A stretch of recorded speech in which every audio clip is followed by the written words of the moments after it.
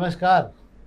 शाम के अखबारों की चर्चा चाय के साथ है। आज 17 सितंबर है और आज इंदौर जो है पूरी तरह से प्रधानमंत्री मोदीमय रहा। इंदौर से लेकर धार, बदनावर और कौन सा गांव है ये, भैंसाला, जहाँ पर एक बहुत बड़ा टेक्सटाइल के लिए एक नई सौगात मिलने जा रही है और ये एक बड़ी उपलब्धि भी होगी हमारे लिए और नए रोज़गार के बहुत ज़्यादा अवसर अनस्किल्ड लेबर के लिए यहाँ पर तैयार हो जाएंगे, क्योंकि टेक्सटाइल उद्योग में बहुत ज़्यादा अनस्किल्ड लेबर लगता है। कपास का बड़ा कारोबार, प्रधानमंत्री जी ने भी कहा है कि इससे एक नई दिशा दी जा सकेगी कारोबार को, व्यापार को।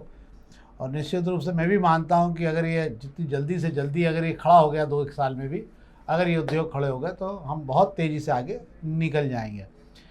सबसे आखिरी में बात करेंगे, आज विषय यही है और अखबार पूरी तरह से आज मोदीमय है, पूरे पेज भरे पड़े हैं आज मोदी जी से आना जाना ये सब चीज़ों में, इसलिए खबरें बड़ी चुन चुन के निकालने में दिक्कत है।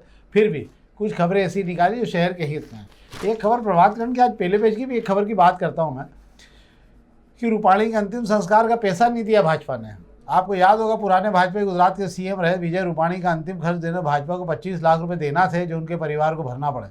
ये मामला क्या था कि वो विमान हादसे में उनकी डेथ हो गई थी और उसके बाद में जो है ये इनकी डेथ होने के बाद में जो है इनका बड़ा सा सम्मान राजकीय सम्मान के साथ हुआ था और बाद में पैसा वैसा नहीं दिया। माली हालत बहुत ज़्यादा खराब है क्या भाजपा गुजरात में? यार भाजपा की माली हालत तो नहीं खराब, भाजपा लबालब है। अगर ऐसी स्थिति में लवरेज है जहाँ भाजपा का ही सब दूर कमल खिला हुआ है, वो किस तरीके से कमज़ोर हो सकती है या पैसे के मामले में कैसी कमजोरी हो सकती है? कुछ गड़बड़ है, कुछ गड़बड़।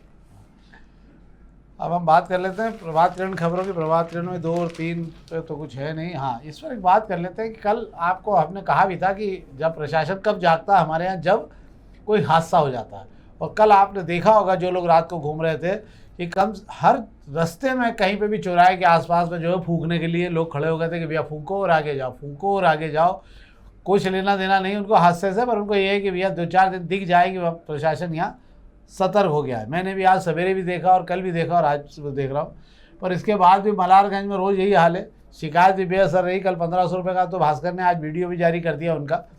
और यहाँ जो है बताया जा रहा है कि बिना किसी अनुमति के मलारगंज क्षेत्र में बिल्कुल बेधड़क ट्रक चले आ रहे हैं और कोई हादसे से किसी को अंतर नहीं पड़ता। कल भी हमने कहा था कि थाना प्रभारी कह रहे थे कि मैं बाहर हूँ, ड्यूटी पर झाबू आया हूँ, इसलिए मुझे नहीं मालूम है।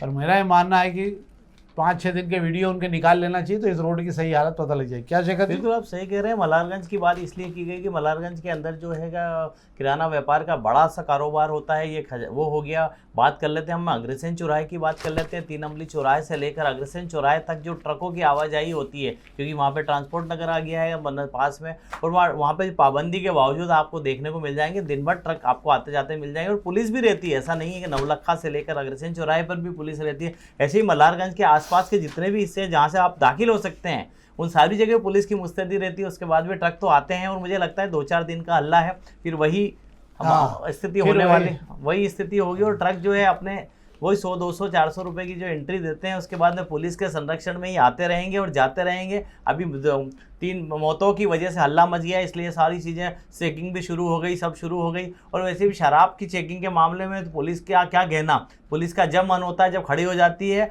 और शराब की चेकिंग मेरा ये समझ में नहीं आया आज तक शराब की चेकिंग में पुलिस ने अभी तक ट्रक वालों पर कितनी कार्रवाई की गई, इसका आंकड़ा कभी सामने नहीं किया गया। ये बात भी सही है कि वो गाना है उसको सुधार के गा लेते हैं। आप चाहते हो कि फिर वही शाम वही गम वही तन्हाई है, अपन उसको गा लेते हैं फिर वही शाम वही धन वही कमाई है। सब अपने काम पे लग जाएंगे, इनका अपना अपना एक सबका हुनर है ये तो पुलिस का अपना भी हुनर है ये वाला।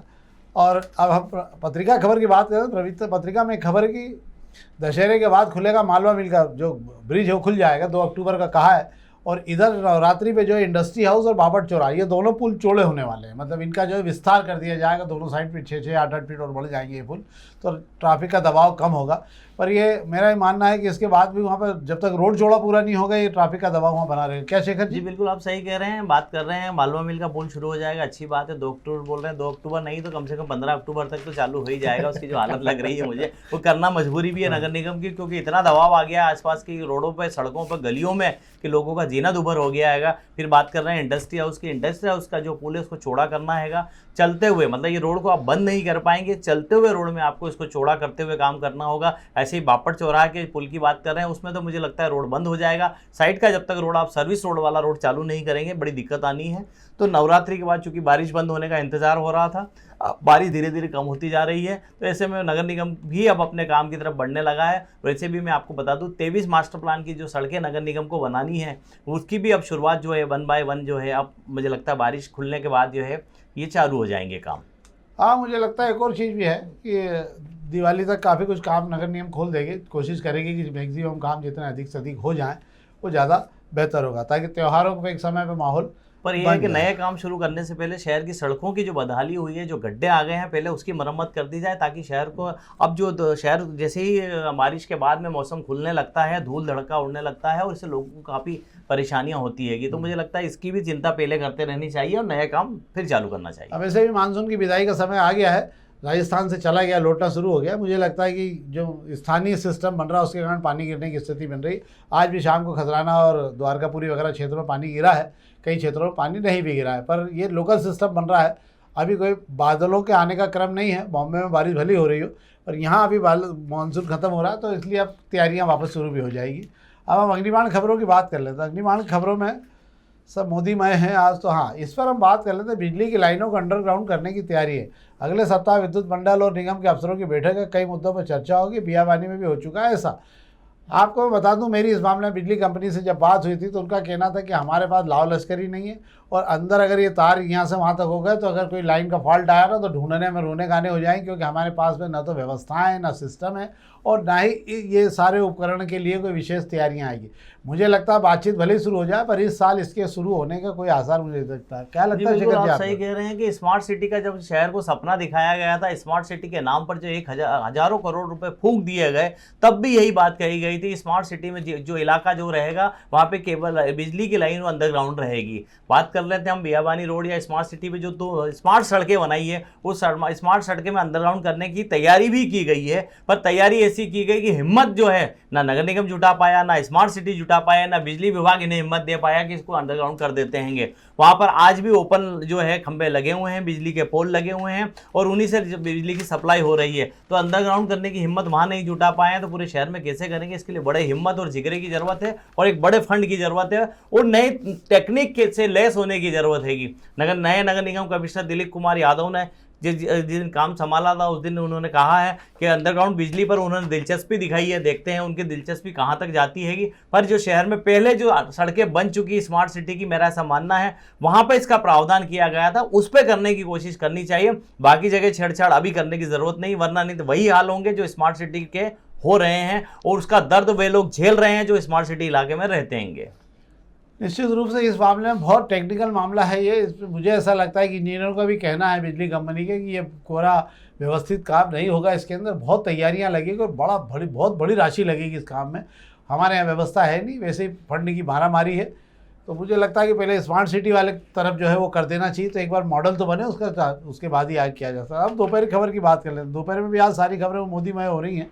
तो आज इंदौर से आके धार पहुंच गए, हेलीकॉप्टर से निकल के धार चले गए, तो वहाँ की हम बात कर ले रहे हैं। हाँ, ये जरूर इस पर हम बात कर लेते हैं। आज जो ये नायता मुंडला के बस स्टैंड को लेकर जो याचिका लगी हुई थी ये तमाम ट्रेवल्स संचालकों और मालिकों की, बस मालिकों की, वो खारिज हो गई। खारिज होने के बाद में प्रशासन भी इसी का इंतजार कर रहा था कि इसमें क्या निराकरण हो रहा है। अब इसके बाद में नायता मुंडला का जो बस स्टैंड है वो चलने की जो है लगभग स्थिति बन गई है। प्रशासन ने भी अपनी तैयारी शुरू की है।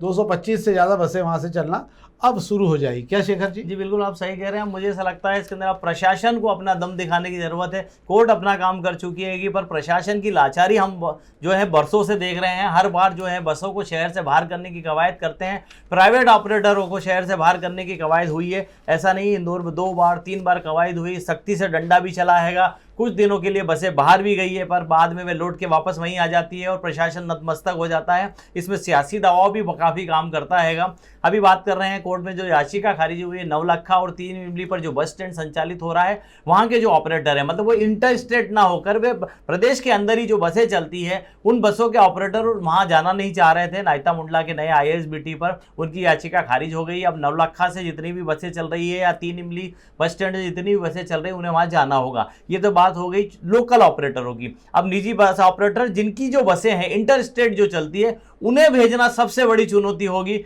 यही चुनौती जो है, इंदौर के कई कलेक्टर बदल गए पर इस पर वे कोई भी इसमें कामयाबी हासिल नहीं कर पाएंगे। तो अभी एक बार फिर इन्हें भेजा गया था, फिर वापस लौट के आ गए। इन लोगों की खासियत यह है कि इन लोगों ने खुद के जो है दफ्तर हैं रिंग रोड के उधर बना लिए हैंगे, इन्हें वहां से भी खदेड़ना होगा, तब कहीं जाके ISBT चल पाएगा। और बड़ी समस्या इसमें एक बड़ी समस्या ये है कि यहाँ तक की जो पहुंच मार्ग है, मुझे ऐसा लगता है जब तक वो पहुंच मार्ग नहीं बन जाता तब तक ये जो आदेश हुआ है, इस आदेश पे अमल होता मुझे नजर नहीं आ रहा है। ये तो थी आज हमारी अखबारी खबरें जिसमें हमने आपसे बात की। अब हम आज प्रधानमंत्री जी का इंदौर दौरा रहा। आज टेक्सटाइल पार्क जो है मित्रा PM मित्र गार्ड जो बाग बना है उसको लेकर भी हम बात करते हैं। 11 बजे उनके इंदौर में आने का प्रोग्राम, तो 11:30 के लगभग वो इंदौर आए। तो यहाँ से हेलीकॉप्टर से सीधे वो यहाँ से चले गए विमानतल पे। तुलसी सिलावट जी ने उनका स्वागत किया था और वहाँ मुख्यमंत्री और कैलाश वर्गीय जो है वहाँ मौजूद थे कार्यक्रम स्थल पे। क्या है शेखर जी? बिल्कुल, आपको मैं एक बात बता देता हूँ कि जब जब प्रधानमंत्री जो है इंदौर आते हैं और इंदौर आकर जाते हैं, आने और जाते समय भाजपाइयों की मुलाकात कराई जाती है। ये सिलसिला जो विधानसभा चुनाव के समय से शुरू हुआ था, इसके अंदर छोटे छोटे कार्यकर्ताओं को मौका मिलता है। हालांकि इस बार जो है जो कार्यकर्ताओं की सूची जो थी सुमित मिश्रा जी ने भोपाल भेजी की थी, वो पूरी रिजेक्ट कर दी गई है और उन्हीं परंपरागत पुराने नेताओं को मौका मिला है जो पार्टी के नेता हैं, और वे हर बार मौका पा लेते हैं। मोदी से कई बार मिल चुके हैं, लेकिन इस बार भी उन्हीं को मौका मिला है। रनवे पर आते और जाते समय ये मौजूद रहे। सुमित मिश्रा की मंशा थी कि मंडल अध्यक्षों को इस बार मौका मिलना चाहिए, जो नए मंडल अध्यक्ष बने हैंगे, पर ऐसा हो नहीं पाया। सुमित मिश्रा किसी को मिला नहीं पाए हैंगे। भोपाल से सूची को मंजूरी नहीं मिली। ये तो हो गई आने और जाते समय नेताओं की मिलने की बात में।